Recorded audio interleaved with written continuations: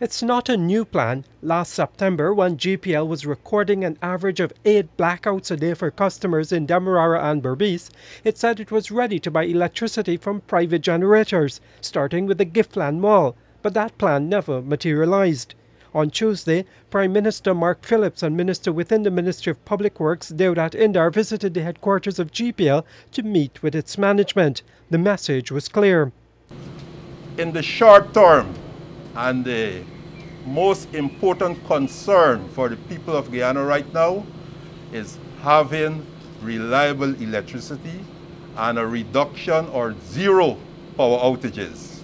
And I've already passed directions to the Chief Exec Officer to ensure that as we move from now to the end of 2020 and into the first quarter of 2021, all steps must be taken to ensure that we have reliable electricity in Guyana and a reduction in power outages. Expressions of interest will be published soon so that we could purchase whatever power is available in Guyana to complement the power that's being supplied by GPL. And that in the immediate term will help to curb blackouts in Guyana.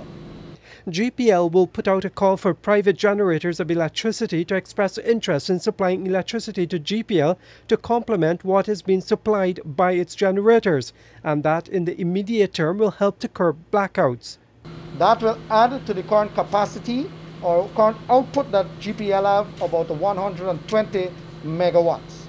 If any generator within that entire substation, the substation sets that are on the DBIS system goes out, and that falls below 120, you'll have blackouts.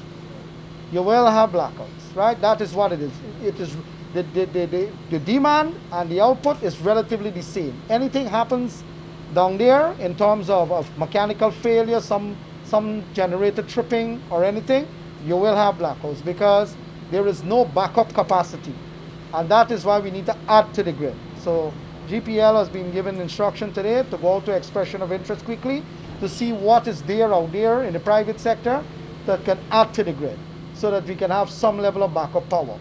In addition to that, GPL was also instructed to see whatever generators they have down to bring it up quickly to add to the system as well, to give an additional backup.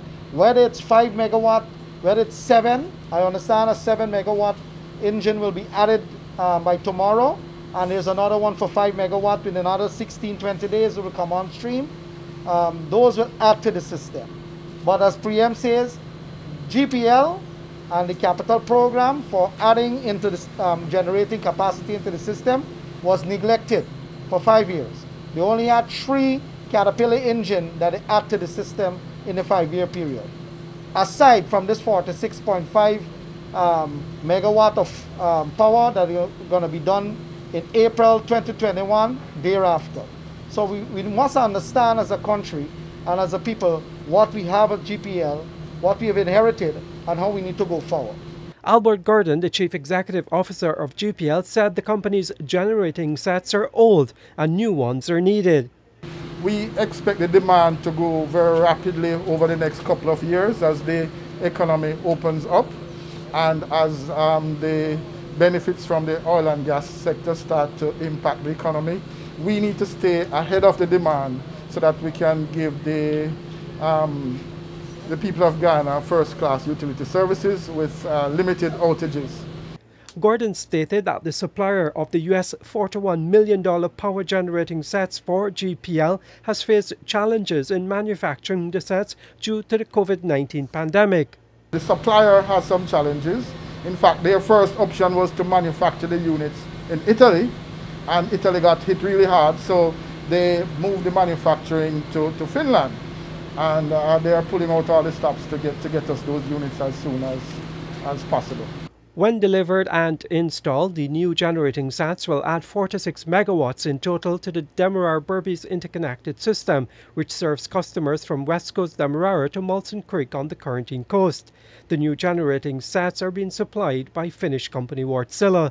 The coastal generation of electricity is largely handled by Power Producers and Distributors Incorporated, a state-owned company which was contracted to operate and maintain the power plants.